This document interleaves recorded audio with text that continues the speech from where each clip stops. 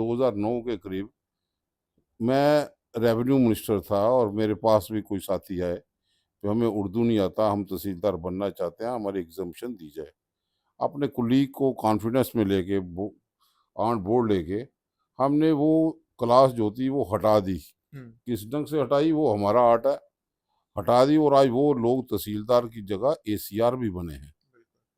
और उसके बाद वही क्लास थी कि पटवारी के सिलसिले में हमने एग्ज़ाम कंडक्ट करवाया थ्रू भोपे और 1500 पटवारी लगा दिया जिनको उर्दू आती भी नहीं थी। मैक्सिमम सिख कम्युनिटी के लोग थे, पुंछी ब्राह्मण लोग थे, दूसरे लोग, उनको मौका मिला ताकि वो एक उनकी एंट्री बंद ना हो। बाद में वो अगर कोई ट्रेनिंग होगी, इंक्रीमेंट होगी, रोक दी जा सकती है, लेकिन उनका रास्ता तो खुले। हुँ, अब ये लोग महसूस करते हैं कि जिन लोगों को जिता के भेजा 28 एमएलए हैं, अपनी आवाज़ नहीं बुलंद कर सकते। इनके पीछे तो मोदी साहब हैं, जी, 56 इंच की छाती वाले हैं, गवर्नर है। हुँ, तो फिर लगता ये था कि अकेला रमन बल्ला इन सब पे भारी पड़ा है। ये जम्मू के तो सारे बीजेपी के विधायक थे, हुँ, उसमें डिप्टी चीफ मिनिस्टर भी थे, जी, तब भी भाजपा की टाइम-टाइम फिक्स हो गई हुँ, और आज भी हमें टाइम-टाइम फिक्स होती दिखाई दे रही है। आज इतनी देर होगी प्रदर्शन करने के लिए, तो ये आप एमएलए हो, हुँ, आपका एक इंस्टीट्यूशन है, डबल पावर, डबल इंजन का प्रशासन चला रहा है। जी, ये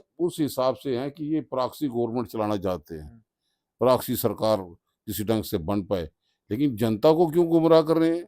आज की खास मुलाकात में हमारे साथ मौजूद हैं Congress party working president state व पूर्व रेवेन्यू मिनिस्टर रमन भल्ला जी। भल्ला साहब, किस तरह देखते हैं आप जो भाजपा के लीडर्स द्वारा जो है वो प्रोटेस्ट किए जा रहे हैं? हालाँकि सेंटर में सरकार भी जो है वो भाजपा की है। जम्मू कश्मीर की अगर बात करें तो एलजी साहब भी जो हैं भाजपा के हैं। तो क्या प्रोटेस्ट जो है करने का क्या जो दिख रहा है आपको, किसके खिलाफ जो है प्रोटेस्ट किया जा रहा है? मैं समझता हूँ कि भाजपा को नहीं समझ आ रहा है वो कर क्या रहे हैं हुँ, और हमारे सामने तो वो सारी जिंदा लाशें हैं। जिस चीज़ को लेके प्रोटेस्ट कर रहे हैं कि उर्दू के सिलसिले में हो, आज नायब तहसीलदार के सिलसिले में वो जो एग्ज़म्पशन चाहते हैं यहाँ पे हैं। हुँ, आज तो 5 ऑफ़िशियल लैंग्वेज साथ में भी हैं जी। और 28 एमएलए भी बने हैं जम्मू हुँ, में। लेकिन अगर इसके बनिस्बत देखा जाए 2009 के करीब मैं रेवेन्यू मिनिस्टर था और मेरे पास भी कोई साथी है कि हमें उर्दू नहीं आता, हम तहसीलदार बनना चाहते हैं, हमारी एग्ज़म्पशन दी जाए। अपने कुलीग को कॉन्फिडेंस में लेके वो ऑन बोर्ड लेके हमने वो क्लास जो थी वो हटा दी। हुँ, किस ढंग से हटाई वो हमारा आर्ट है। हटा दी और आज वो लोग तहसीलदार की जगह एसीआर भी बने हैं। बिल्कुल। और उसके बाद वही क्लास थी कि पटवारी के सिलसिले में हमने एग्ज़ाम कंडक्ट करवाया थ्रू भोपे और 1500 पटवारी लगा दिया जिनको उर्दू आती भी नहीं थी। मैक्सिमम जी, सिख कम्युनिटी के लोग थे, पुंछी ब्राह्मण लोग थे, दूसरे लोग, उनको मौका मिला ताकि वो एक उनकी एंट्री बंद ना हो। बाद हुँ, में वो अगर कोई ट्रेनिंग होगी, इंक्रीमेंट होगी, रोक दी जा सकती है, लेकिन उनका रास्ता तो खुले। हुँ, अब ये लोग महसूस करते हैं कि जिन लोगों को जिता के भेजा 28 एमएलए हैं, अपनी आवाज़ नहीं बुलंद कर सकते। इनके पीछे तो मोदी साहब हैं, जी, 56 इंच की छाती वाले हैं, गवर्नर है। हुँ, तो फिर लगता ये था कि अकेला रमन बल्ला इन सब पे भारी पड़ा है, हुँ, अपने कुली को साथ करके और हमने करके दिखाया। आज वो लोग अच्छी पोज़ीशनों पे चले गए हैं। जी, जो लोग अपने ही हैं और उस वक़्त तो एक ही ऑफ़िशियल लैंग्वेज थी, जी, उर्दू। दूसरी कंपल्सरी कहीं थी नहीं, ऑफ़िशियल हुँ, लैंग्वेज को दर्जी नहीं थी। हुँ, अगर उस वक़्त हम लोगों ने करवा दिया, हुँ, पटवारी 1500 लगा दिए और उसके बाद बताओ 2014 के बाद कौन-सा समय आया जिसमें ये इन्होंने एग्ज़ाम्पशन दी। पहले भी नायब तहसीलदार के लोग धरने पे प्रदर्शन करते रहे। जी, ये जम्मू के तो सारे बीजेपी के विधायक थे, हुँ, उसमें डिप्टी चीफ मिनिस्टर भी थे, जी, तब भी भाजपा की टाइम-टाइम फिक्स हो गई हुँ, और आज भी हमें टाइम-टाइम फिक्स होती दिखाई दे रही है। आज इतनी देर होगी प्रदर्शन करने के लिए, तो ये आप एमएलए हो, हुँ, आपका एक इंस्टीट्यूशन है, डबल पावर, डबल इंजन का प्रशासन चला रहा है। जी, ये उस हिसाब से है कि ये प्रॉक्सी गवर्नमेंट चलाना चाहते हैं, हुँ, प्रॉक्सी सरकार किसी ढंग से बन पाए। लेकिन जनता को क्यों गुमराह कर रहे हैं? हुँ।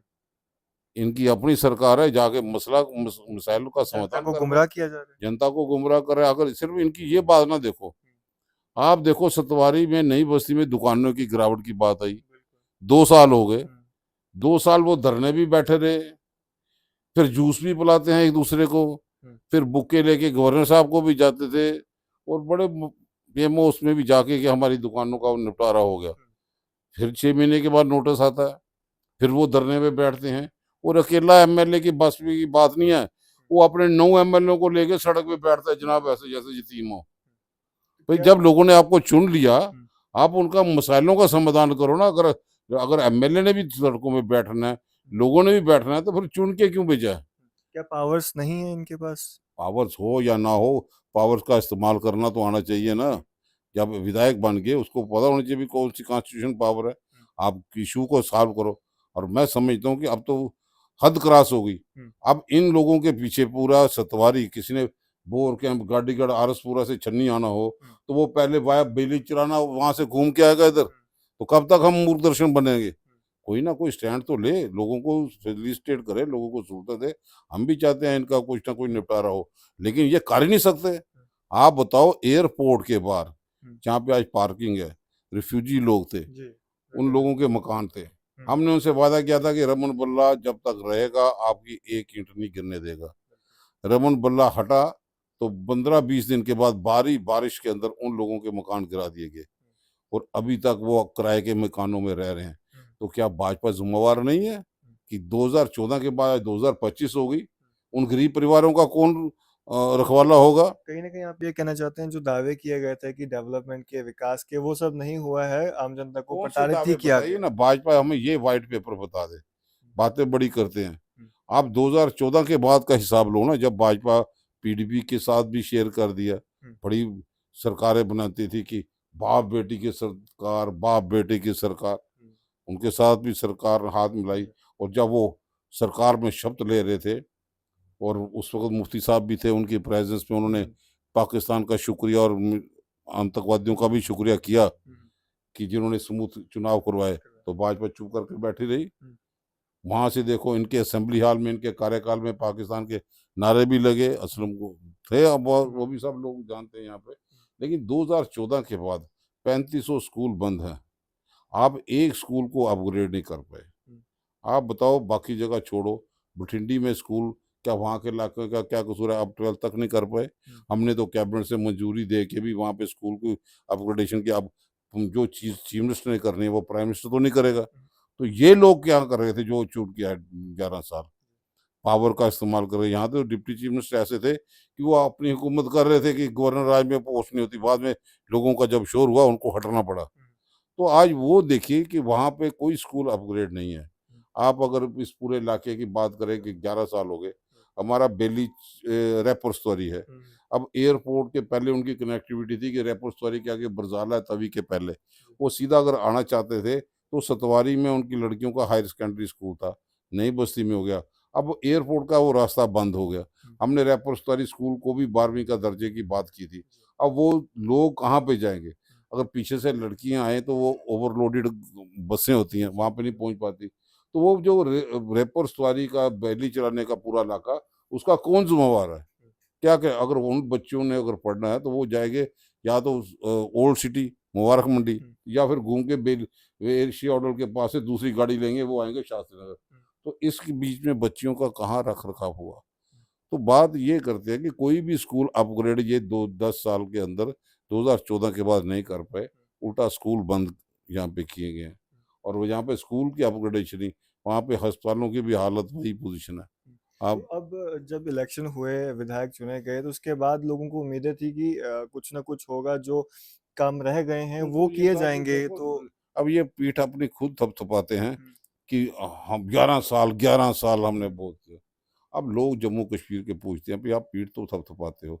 मोदी साहब ने कटड़ा में भी भाषण किए। जी, उमर साहब ने भी हुँ, हुँ, कहा कि वो छोटे थे तो तब सड़क देखते थे, उनको याददाश्त नहीं थी कि वो उन्होंने वाजपेयी तक का नाम लिया, हुँ, लेकिन स्वर्गीय इंदिरा गांधी का नाम भूल गए। कि महाराजा प्रताप सिंह का अगर सपना पूरा किया है कन्याकुमारी से कश्मीर तक ट्रेन दौड़ाने का, तो वो इंदिरा गांधी ने उसकी संग बुनियाद रखी थी। जी, और इंदिरा गांधी ने उधमपुर तक ट्रेन लाई। मनमोहन सिंह जी ने पहले पठानकोट थी, उधमपुर तक आई। और उधमपुर के बाद भी मनमोहन सिंह जी 5 बार यहाँ पे ट्रेन का उद्घाटन करने के लिए आए। बिल्कुल, कभी 16 किलोमीटर की पटरी हो, कभी 26 किलोमीटर की पटरी हो, कभी 32 किलोमीटर की। और बनाल से आगे ट्रेन तो दौड़ रही थी। हुँ, अब जो रेलवे पुल भी बना है, तो क्या 10-15 साल के अंदर तो बना नहीं। हुँ, उसके पीछे वो विजन था, क्योंकि रास्ता ही वही था। बिल्कुल, तो आज वाह-वाह ये लूटते हैं और नई कोई चीज़ देते नहीं हैं। अभी भी बताओ भाजपा के ये जवाब दे, आप प्रदर्शन तो करते हो, आप किसके खिलाफ प्रदर्शन कर रहे हो? पहले अपना मंथन करो। आपको लोगों ने चुन के भेजा है और आपको चुन के भेजा, आपने रियासत के 2 टुकड़े कर दिए जयचंद का रोल निभा के। हमारे लोगों का कसूर है, आपके सामने-सामने जम्मू मंदिरों के शहर में राशन की दुकानें कम और शराब की दुकानें ज़्यादा खुली हैं। कौन ज़िम्मेवार है? हम वो लोग नशे के खिलाफ बात करते शराब हैं। की दुकानें इसलिए खोली गई हैं ताकि रेवेन्यू जनरेट हो सके। रेवेन्यू जनरेट करने का और भी तो साधन हो सकता है। अब वो हर जगह पे लोग नशे के खिलाफ होते हैं। आज ये है कि पुलिस प्रशासन ज़बरदस्ती दुकानें खुला रहा है। अब कोई और अल्टरनेटिव जितनी थी, क्या वो सफिशिएंट नहीं थी? अगर ये हम कहते हैं कि रेवेन्यू जनरेशन का कोई और भी साधन यहाँ पे बनाए, लेकिन आम लोगों की कॉस्ट पे नहीं। आज बताओ यहाँ पे 28 एमएलए जो 10 साल से हैं, हमारे से पहले हमने बुजुर्गों की पेंशन भी दिया करते थे, आज पेंशन नहीं। पेंशन की इतनी कैटेगरी लगा दी हैं, जो जायज़ केस है बुजुर्ग आदमी उसको पेंशन नहीं मिलती। आप बताओ कि जो बीपीएल कैटेगरी में भी ये हालत भाजपा के लोग क्यों नहीं सवाल उठाते कि जो गे घर के हेड ऑफ द फैमिली है, उसके अगर 4 बच्चे हैं, अगर वो एक ही सारी सबकी सोर्सेज़ अगर इकट्ठे करें, तो एक हेड ऑफ द फैमिली वो बीपीएल से ऊपर होता है। अगर वो 4 बच्चों की अलग-अलग सोर्सेज़ है, वो बेचारा बीपीएल से नीचे आएगा, उसको बेनिफिट तो मिले, तो वो भी ये लोग नहीं कर पाए। तो बड़ी ऐसी चीज़ें हैं। हाँ, 11 साल में अगर हमने देखा मिलिटेंसी का ग्राफ बढ़ा है। अगर ये बात करते हैं कि बताते थे कि हमने नोटबंदी इसलिए लगाई कि आतंकवाद की कमर तोड़ेंगे। 2000 का नोट तो इन्होंने लगाया फिर वापस ले लिया। अब पहलगाम पहलगाम के हत्यारे वो कहाँ पे गए? वो भी सवालिया निशान है। डांगरी में हत्याकांड हुआ, रजौरी में, वो हत्यारे कहाँ गए? वो भी सवालिया निशान है। आपका रियासी में पहले दिन ही जब जो शपथ ले रहे थे, अटैक से टूरिस्टों पे अटैक हुआ, वो भी सवालिया निशान है। तो मिलिटेंसी का ग्राफ कहाँ से कहाँ पे अभी भी लगातार चल रहा है और फौजियों की शहादत का 2014 के बाद आज तक 561 लोगों की शहादत हुई है, जिसमें 204 से ज़्यादा फौजी आदमियों की शहादत हुई है। तो उसका ज़िम्मेवार कौन है? 11 साल में हमने टारगेटिंग किलिंग देखी, सिलेक्टिव किलिंग यहाँ पे देखी है और वो लाशों का बाज़ार यहाँ पे हमने गरम देखा और मैं समझता हूँ कि 11 साल में अगर सबसे ज़्यादा बिज़नेस बढ़ा है, वो चिट्टे का बिज़नेस बढ़ा है और जो जम्मू कश्मीर में भाजपा के दौरान यहाँ पे चिट्टा और नशे की तस्करी यहाँ पे हुई। जो उड़ता पंजाब देखा करते थे, आज वो जम्मू कश्मीर में उड़ता जम्मू कश्मीर भाजपा ने यहाँ पे बनाया। मतलब साहब मैं एक चीज़ जानना चाहूँगा, अगर 11 साल में भाजपा के द्वारा इतना जम्मू कश्मीर का भाजपा के कार्यकाल में इतना डाउनफॉल हुआ है जम्मू कश्मीर का, तो लोगों को क्यों नहीं समझ आया कि अगर भाजपा इतनी ही नुकसानदेह है तो जो इलेक्शन हुए इसमें जिताकर जो है वो आगे भेज दिया। कम्युनल पोलराइजेशन के तहत हो गए ना। अब रिजल्ट जो मैनेज किए गए, तभी तो राहुल गांधी जी इलेक्शन कमिश्नर के साथ सवाल खड़ा करें कि 50 लाख वोटर कार्ड जो थे वो वोटर वो 1 घंटे में कैसे बढ़ गए महाराष्ट्र में। हमने पहले कभी नहीं सुना जनाब 2% इंक्रीज होगी, 4% इंक्रीज इनके टाइम में होगी। हर एक चीज़ की एक हद यहाँ पे होती है और डिलिमिटेशन भी एक किस्म का वो रिगिंग का एक पार्ट था। हुँ, जिस ढंग से डिलिमिटेशन हुई, सुनवाई नहीं, ऑब्जेक्शन किसने फाइल की, किसी ने सुनवाई नहीं की। लेकिन अब हमें लगता है कि अब जनता समझ चुकी है कि वो कम्युनल पोलराइजेशन करके चुनाव तो यहाँ पे जीत के लोगों को रिजल्ट नहीं मिला। बड़े-बड़े दावे हिंदुस्तान में घूमे हैं, इन्वेस्टर आएगा, कहाँ पे जम्मू कश्मीर में इन्वेस्टर आया? अभी तक इन्वेस्टर कोई नहीं आया। हमारे लोगों के प्राइवेट जॉब चले गए, हमारे सोसी चले गए, हमारी रेत चले गई, हमारी बजरी चले गई, ईंटों के भट्ठे भी पंजाब से अब ईंट यहाँ पे आ रही है।